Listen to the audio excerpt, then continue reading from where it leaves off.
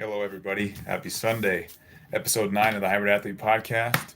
We're going to get this thing underway. I'm going to go through a deeper explanation of the program that I'm currently in, give you guys a good example of what a diet exercise program looks like for me for a whole week.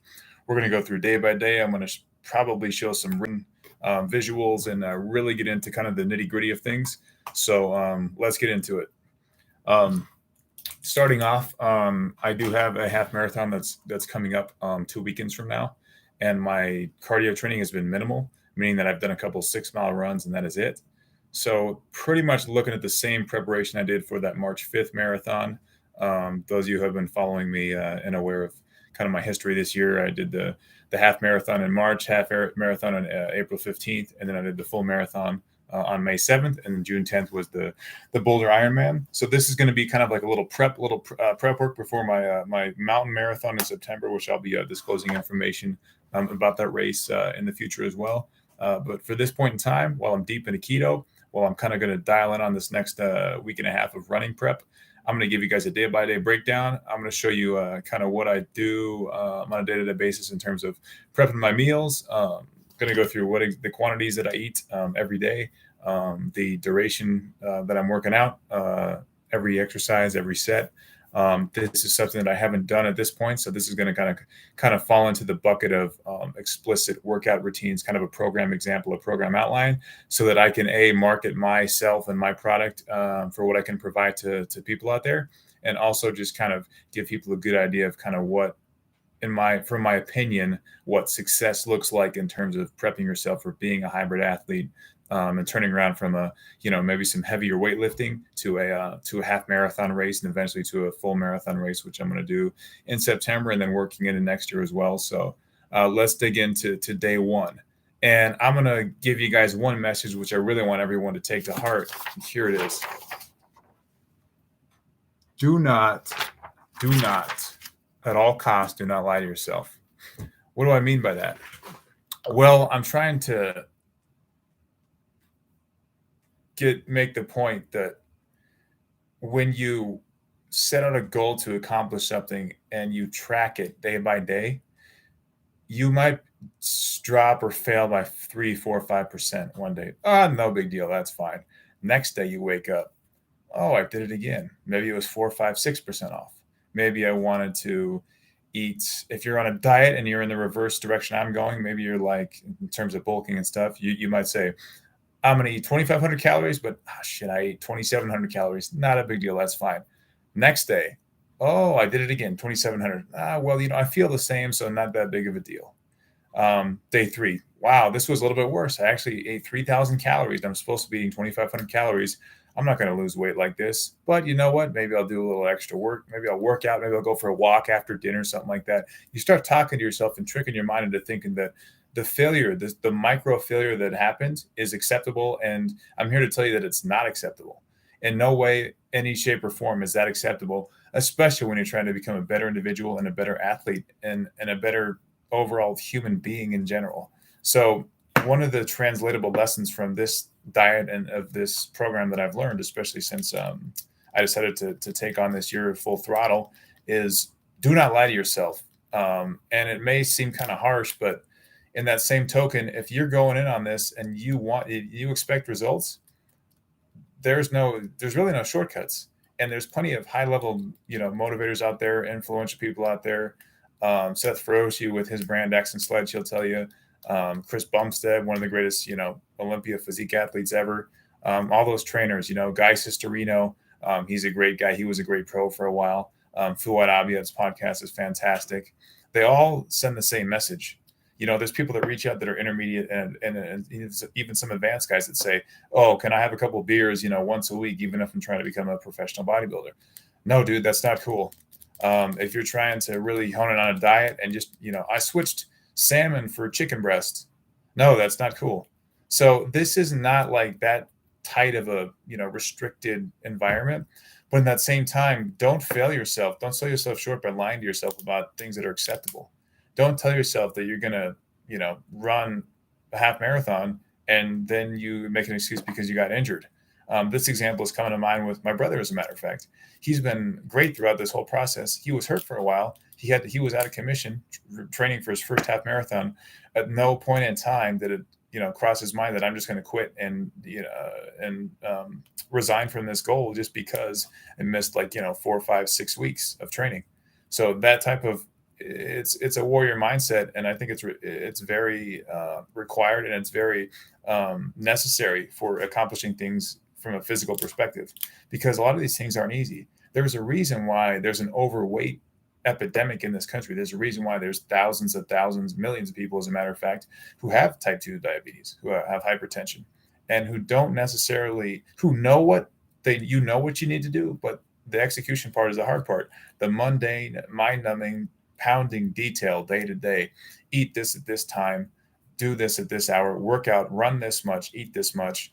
We are not professional bodybuilders by any means, but we are people in this group, in my group that I want to represent. We are people who take a lot of pride and a lot of importance in executing a healthy lifestyle, because we are aware of how much that translates into every other area of our lives. So this might be a slightly more detailed, kind of intensive podcast in terms of X amount, Y amount, day 1, day 2, day 3. I want to provide this to you because I want to bring value to this channel, and I want to make people realize that there's plenty of good sources out there like myself that aren't professionals, that aren't just there for the clout. We're here to help each other and lift each other up. And I'm going to make myself accessible. And on my website, you'll see there's going to be plenty of links to information, plenty of links to my work, my vlog, stuff like that. And you're going to be seeing a lot more in the future, as I have a few more programs that are rolling out in my personal life in terms of side projects and community help and stuff like that. And definitely exercise to surprise. So clock's ticking on that. It's coming this winter. But let me get right into this program that I want to talk about. Let's start with Monday. Okay. So Monday is going to be 2 workouts in one day. So I'm going to start with the exercise, and then I'm going to go to the diet. So every day is going to be exercise, diet, and I'll leave it up to you to rerun this video and make a decision on whether you agree with it or not, or if you think it's too much, or kind of your reflection. So Monday is going to be a weight workout in the morning. So Monday is going to be a back workout. So for warm up, we do a 5K run. Typically, if I'm not doing a 6 or a 12-mile run, I'm doing a 5K run to warm up, and that's kind of a staple for me. You just kind of for me, I'm in good enough shape. You just kind of warm up the body, kind of pre-exhaust everything. From a cardio perspective, you get a sweat going. You're not burning out. You're not going to be too fatigued from that run. You're still going to have plenty of energy to hit the weights and be intense with your weight workout and do all the sets that you need to, and execute at least 18 to a 24 set workout, which is what kind of the standard that I set. So exercise 1 is going to be lat bar pull downs. So that's just with the cable machine. You grab the lat bar, you grab the stack, you pin the stack where you think you can lift 12 to 14 reps, and you do pyramids on that. So 4 series of pyramids, which is a total of 12 sets. So break down the math. So set number 1 is going to be a sequence of 3 sets. This is group 1, set 1. So set 1 is 80 kilograms, 12 to 14 reps. Set 2 is 90 kilograms, 9 to 10 reps. Set 3 is 7 to 8 reps, 6, 7, 8 reps of 100 kilograms, or as much as you can do. So you pyramid up, then you pyramid down. So it's 80, 90, 100, then it's 100, 90, 80. Do that again, 80, 90, 100, 100, 90, 80. So that's 4 groups of 3. So that's your first exercise.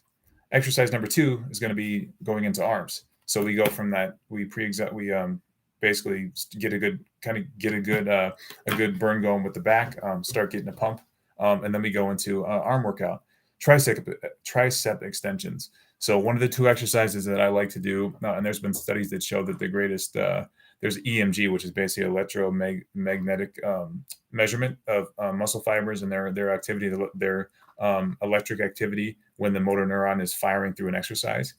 Tricep extensions, either an overhead dumbbell extension or a rope extension, is the best ones to get that muscle activity and get hypertrophy and really drive growth in those cells throughout this workout. You want to be back and forth, back to tricep, working both. This is really a cardio workout too, because I'm not taking a very long break. I'm 30 to 45 seconds at the most between each exercise, and I give myself an opportunity to recover more on the back when I go to tricep, and vice versa. but I'm still holding the intensity. I'm still making sure that it's a difficult workout. Exercise number 2 on the back. That's going to be seated cable rows. So I'm seated flat. You get that hex bar that looks just kind of like this. It's at a L shape, and then it's close grip. You're focused on squeezing the muscles. You basically feel that stretch. Every back exercise has the same mentality. Feel that stretch on the way down, and squeeze your scapula on the way up, and try to hold that movement, that contraction for a minute or a second.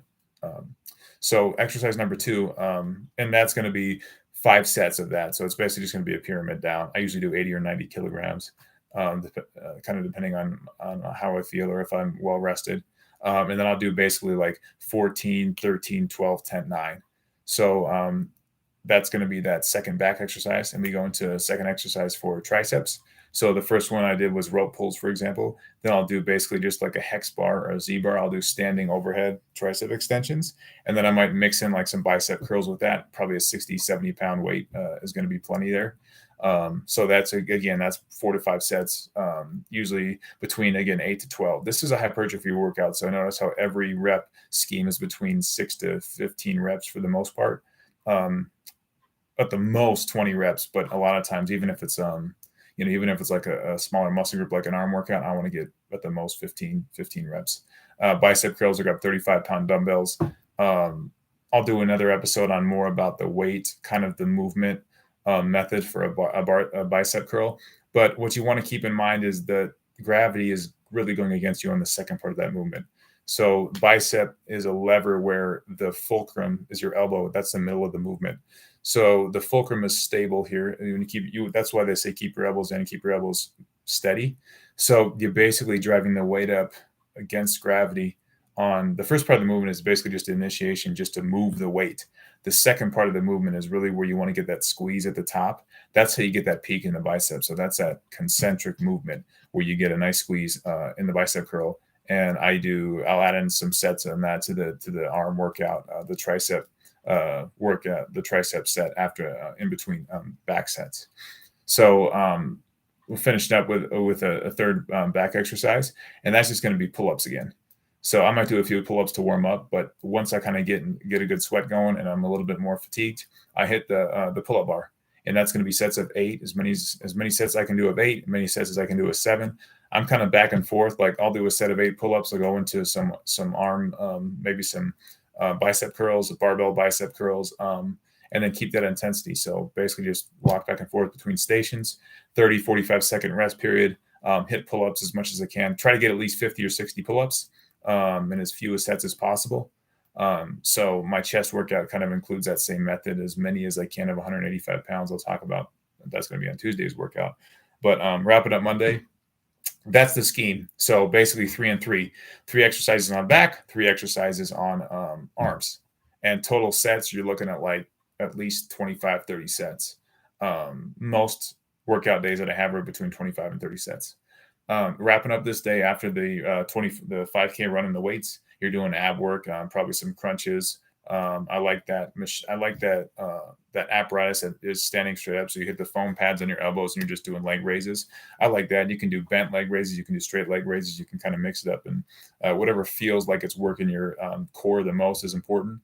Finishing with core work, I think, is important. If I'm not doing abdominal work, I'm either doing like a med ball work, or I'm just doing kind of like a side lateral stretch, just with a plate weight, something like that. Doing maybe some walking lunges, something just to keep my core warm, meaning that stretching a warm muscle is easier than a cold muscle. So I make sure that I take advantage of the workout that way and get some active recovery going right away. So diet, I'm going to talk about diet in terms of 3 different kind of days. So I'll talk about Monday through Thursday diet, and then the weekend diets that maybe vary. But Monday through Thursday, so the workout was at 5:30 to 6 a.m. I finished the workout, and I do kind of a light in the morning, meaning right after I work out, I just have a protein shake, 50-gram protein shake. That's about 400 calories. I use almond milk because I'm on the keto diet. So almond milk, for those of you who don't know, is a great alternative to whole milk or 2% milk. And then I have my isoline protein. So it's literally no carb, 0 carb protein, 25 grams of protein per 100 calories. That mixes in well with that. So I do 2 scoops of that. It gives you 50 grams of protein. Later, the first breakfast or kind of the brunch is going to be 12 egg whites, which yields about 40 grams of protein. 6 pieces of bacon, which is roughly 1.5 to 2 ounces of bacon. And then a cup of spinach and a Roma tomato. So that's a slightly lighter breakfast. It's about 700, 750 calories with the bacon included there. I use salsa basically. So either condiments are either salsa or hot sauce or mustard for almost everything. Steak sauce has a few carbs, so I'll use that if I eat red meat later in the day.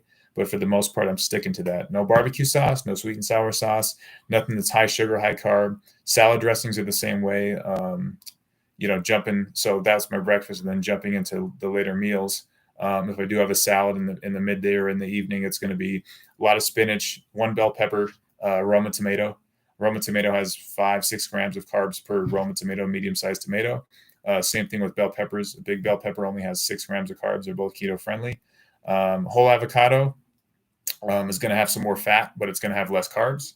So obviously it's loaded with fat. I think a whole avocado has at least I want to say 40, 45 grams of fat. I'll spread out. So I'll have half an avocado in the morning, the first meal, and then I'll have half an avocado with my meat meal at night. So you're looking at carbohydrate wise. I mean, that's 13 grams of carbohydrates in a whole avocado. So 6-7 grams of carbs in the tomato, bell pepper, and avocado. Minimal carbs virtually, and then anything else I'm eating, egg whites and bacon. So the first part of the day, I'm looking at less than 25 grams of carbs, which is the intention, which is the goal. Because I want to keep that 8% to 12% carbohydrate ratio for keto. So a mid meal that I have, which gets my calories in, is going to be like 12 ounces of ground turkey or ground beef. So it's literally just straight ground beef cooked with either the half of the avocado or some more vegetables, like just some sauteed onions and peppers, something like that, just to add some flavor. I've been using a lot of salt and pepper lately just because it's, it doesn't have any extra carbohydrates in there. Add some flavor, and sodium's good for the performance too, and water retention. Getting into kind of that'd be my second complete meal.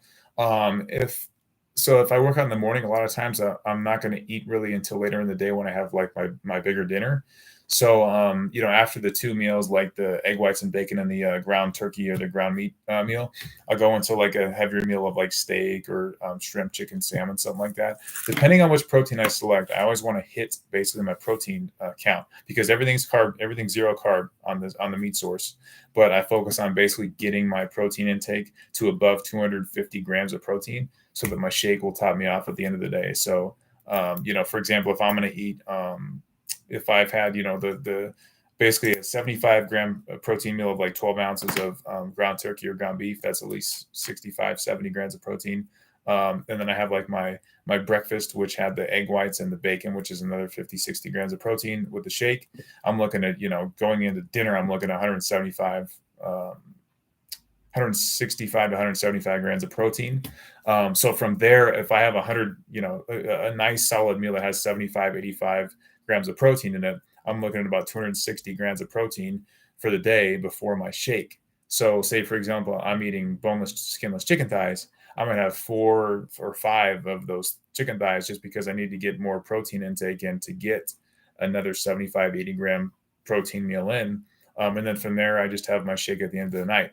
So my shake at the end of the night is always the same: 2 cups of frozen strawberries, waters, maybe some Gatorade Zero, and then my mushroom extract for peak O2 VO2 max supplement, some L-citrulline just for blood flow as well, and then 2 scoops of the isolated whey protein. So that's another 50 grams of protein. So really the gap filler, the X factor, a lot of times will be my dinner, depending on if I did, how much ground beef I had, if I did have ground beef or ground turkey, because the macronutrient profile on those is slightly different in terms of fat content. Ground beef, I would point out, you want to stay away from 93 lean ground beef. If you're doing keto, you're not going to get enough fat and calories in, especially if you're as active as I am. So just kind of a Monday through Thursday picture on diet is that. You're looking at 3 solid meals, sometimes a snack in there that might be just almonds, nuts, or something, or if I need some extra calories. Or even I might just increase the portion, add some peanut butter in there. 2 scoops of peanut butter with some more hydration, just some Gatorade or something. But staying pretty strict with that formula: 5 meals, 2 are liquid meals, and then 3 are whole food meals. So I'm getting at least 4,000 calories in at this point. Maybe 42, 4,300. If I have like a ribeye steak or a lot of sirloin for dinner or something, that's going to get me kind of on the upper limit of that, that 4,000 to 4,400 calorie range. But that kind of sums up Monday through Thursday. So let's go back to day 2 of training. So we went over Monday's back and arms. And again, Monday evening is going to be a second workout. A lot of times it might be like a 700-meter swim and like a 20, 30-minute bike. Cardio isn't too intense right now.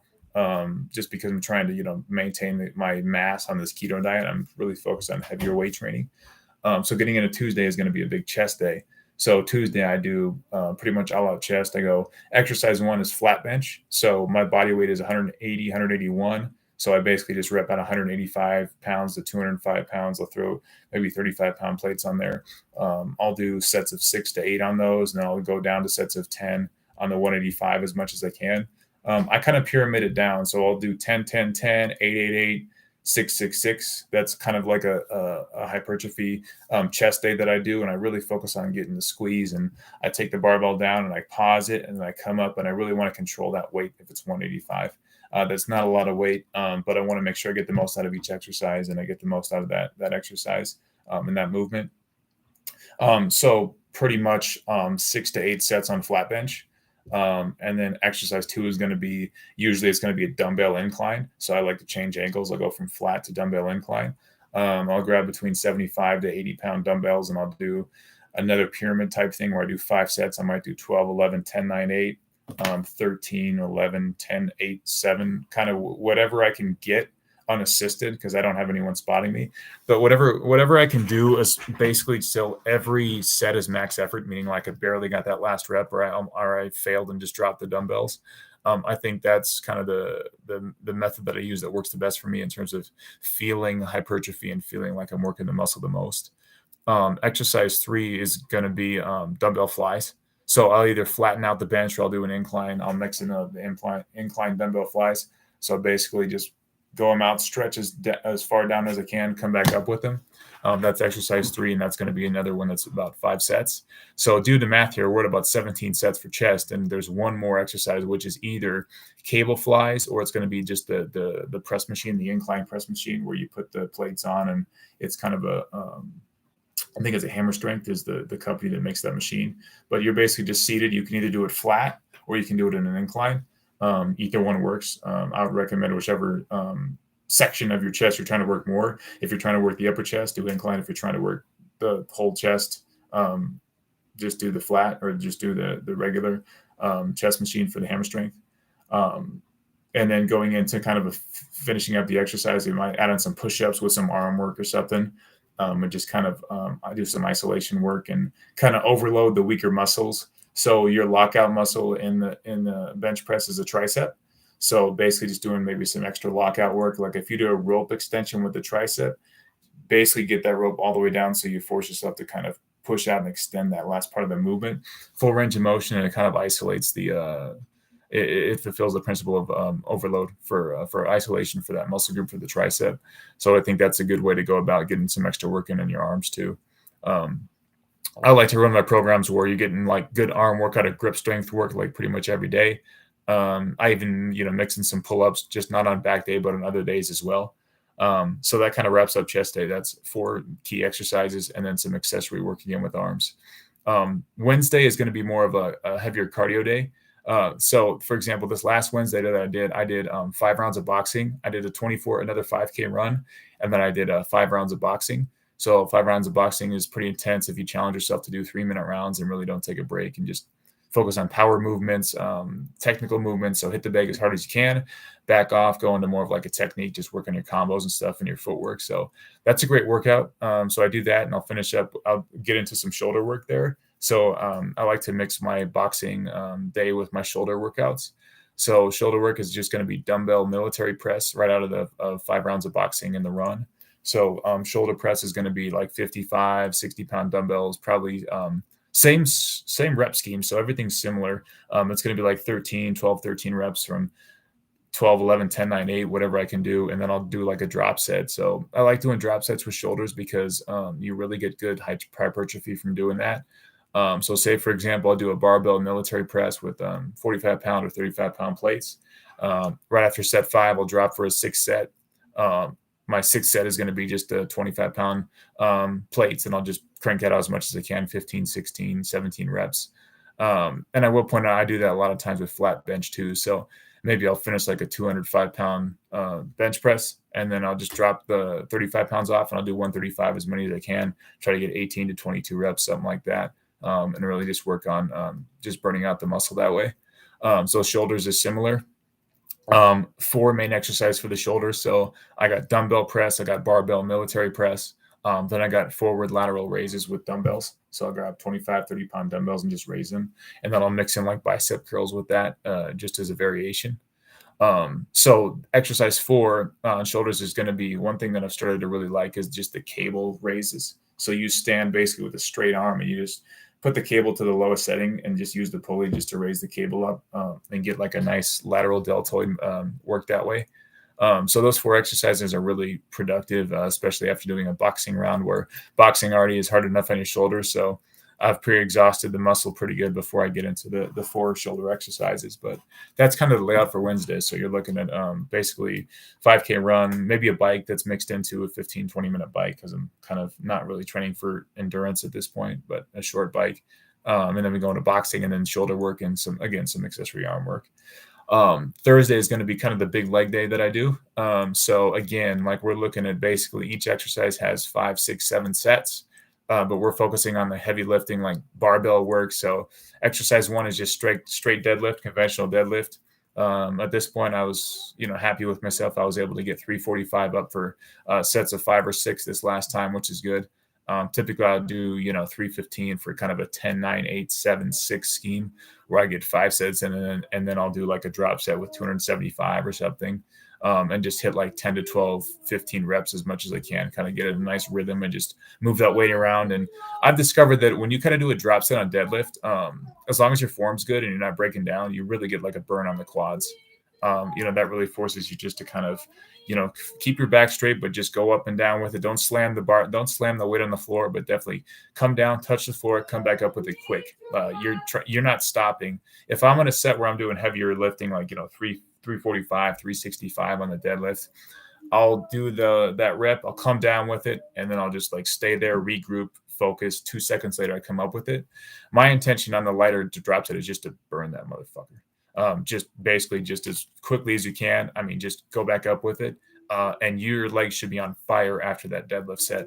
So your 7 sets of deadlift, basically 7 working sets in before you even get to the squat machine. Once you get to the squat machine, you're trying to basically do at least 5 sets, maybe 6. So you're basically 6 and 6 from deadlift to squat, functioning working sets, heavier weight for whatever's heavier weight for you. So for me, after that intensity, 245 is plenty heavy for me. And I'll do 245 pounds, sometimes even just 225. And I'll do that same rep scheme, basically 14, 13, 12, 10, 9, 8, something like that.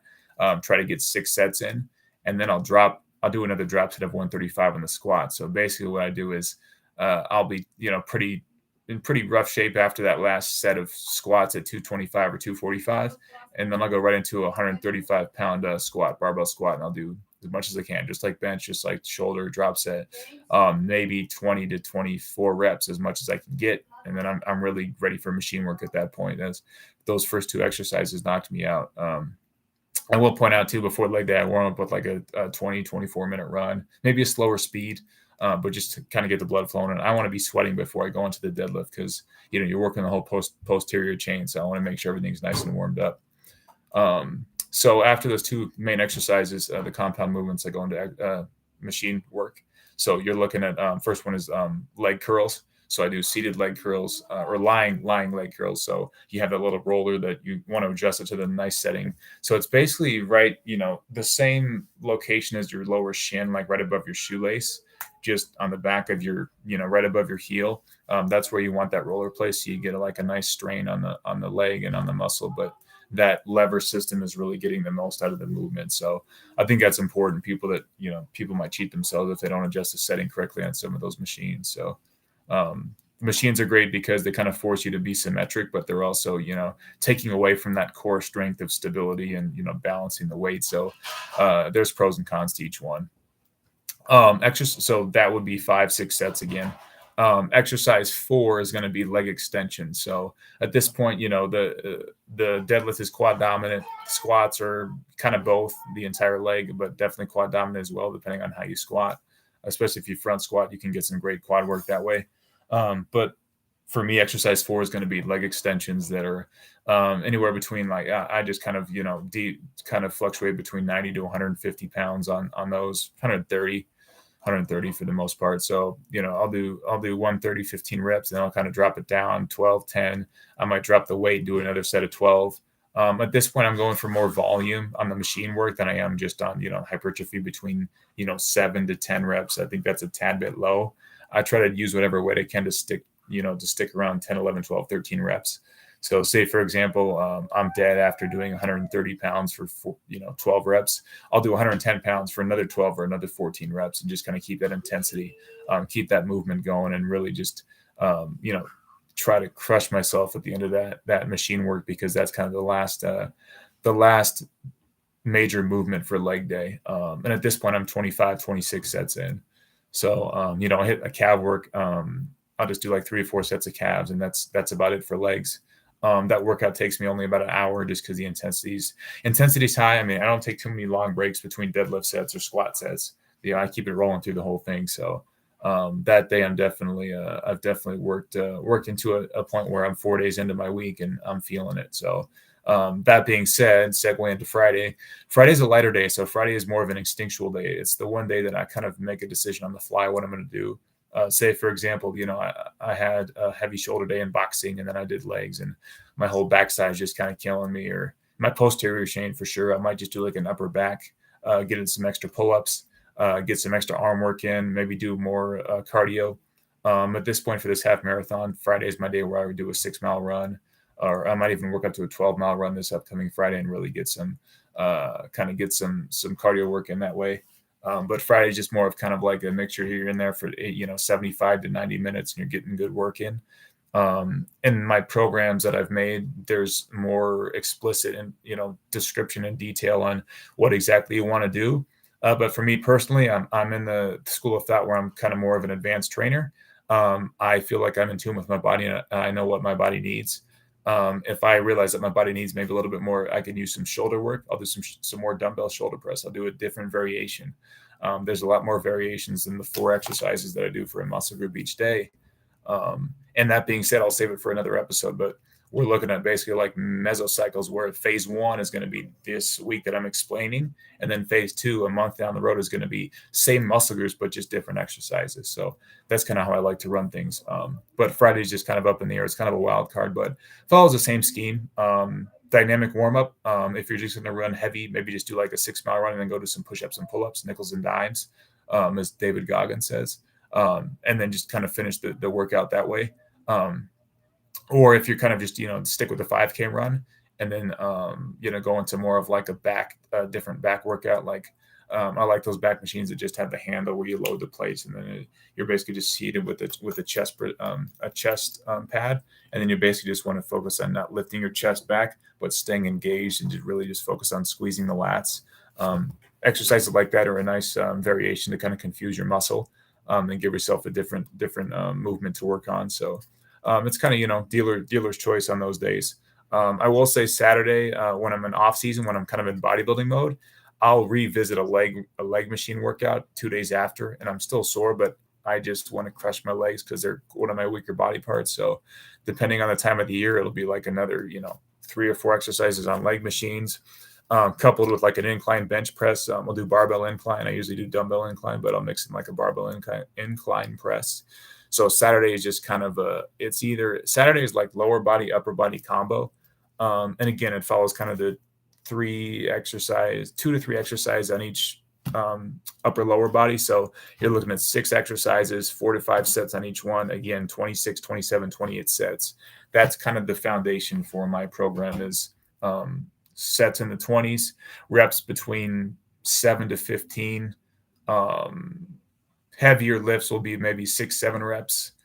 Sometimes I do 3 or 4 or 5 reps of deadlift just because it's the biggest muscle group. But that's kind of a foundation. And just to wrap up this conversation, I didn't speak about my other diet variations. So there's days where if I need more calories or if I want to kind of change things up for breakfast or lunch or dinner, um, I'll have like a just some pork ribs or some chicken wings or something. So I use olive oil and I fried some chicken wings the other day and I had about 10 to 15 chicken wings. So that kind of gives me a few extra calories, a little bit more fat. Again, the sauce is just keto friendly. Nothing really is going to throw me off and throw my body out of ketosis. I'll have to do some more research into exactly what you're supposed to feel when you are fat adapted and you are in ketosis. But my feedback is that I'm definitely in ketosis, and I was after about 6 or 7 days into this thing. So I've done a good job, like I said, of not lying to myself. And one adjustment that I made was stop drinking 2% milk, because 2% milk has like 10 grams of carbs, 9 or 10 grams of carbs per cup, I think. And I'll have a cup and a half of milk for a cup of coffee every now and then, or even a protein shake. So I made that adjustment. And I dropped down like 15 to 20 grams of carbs a day on that. So that was a good decision. And again, like my timing of eating is different from compared to Monday and Thursday because my duties are different. So if I am off work and I go take my son somewhere, if I sleep in a little bit later, or maybe I work out at 8 a.m. instead of 6 a.m. on Saturday, brunch might be like a few more, mixing some egg yolks to my brunch, add a few fats, but it's still pretty much 12 egg whites. The protein kind of stays the same, but I kind of mess around with the fat content. A lot of times dinner might be dinner is red meat for the most part, like sirloin steak, peppers, avocado, stuff like that. I'm mixing like 12 ounces of salmon, 14 ounces of salmon. So, it's not too expensive. A salmon's about $14, $10 to $14 a pound, depending on where you go these days. But I get like a nice salmon meal. I just saute it with olive oil. Again, spinach, squash.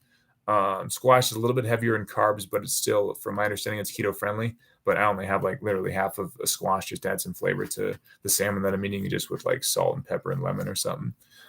So that's Saturday, and Sunday is pretty much the same. Might have a cheat meal either Friday or Sunday for the most part. Add a few calories. It's added fat because I'm on keto, um, obviously.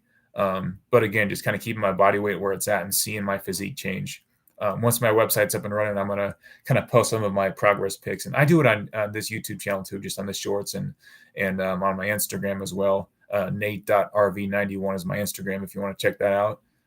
That's where I have maybe a little bit more, some more vanity pics where it's just like, me checking out my back shot or something, or my front double bicep or something like that, and making sure that I'm getting bigger and making progress. So I'm not a big guy by any means, but I feel like I'm definitely in pretty good shape right now. And getting a 6-pack for me has kind of been the one narcissistic goal that I've had from doing this keto diet. So I feel like that's in the cards for me coming up within this next month. So yeah, that's all I got. This was a long one, and I know I spoke quick, but I had to cram a lot of information in on this one. So I hope everyone enjoyed it, and I hope people get some value out of this. And any opinions or any comments, please just let me know. This is what I enjoy doing. It doesn't take me much time to put these videos together, but the more attention to detail that I put into it, and the more effort I put into kind of an intro and just kind of like maybe a music dynamic intro, a graphic intro and stuff, and maybe adding some information and some links below and everything, I can enhance these videos. And by the time we get to episode 15, episode 20, we're rocking and rolling. So again, the message for this one is, do not lie to yourself, because if you do, you're not going to win. You're not going to make progress, and you're not going to satisfy kind of your intentions and your purpose in what you're doing. So I appreciate your time, and I hope everyone has a good week. And thank you.